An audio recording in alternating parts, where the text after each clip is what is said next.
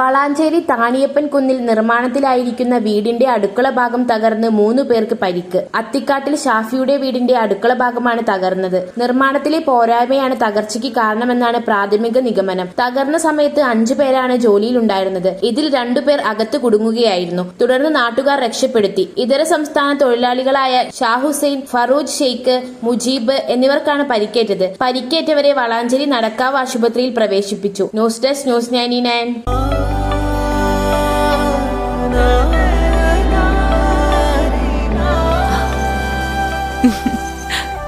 ആചാരങ്ങളും ആഘോഷങ്ങളും പലപ്പോഴും പലതാണ്. അതുപോലെ തന്നെയാണ് നമ്മൾ അണിയുന്ന ആഭരണങ്ങളും.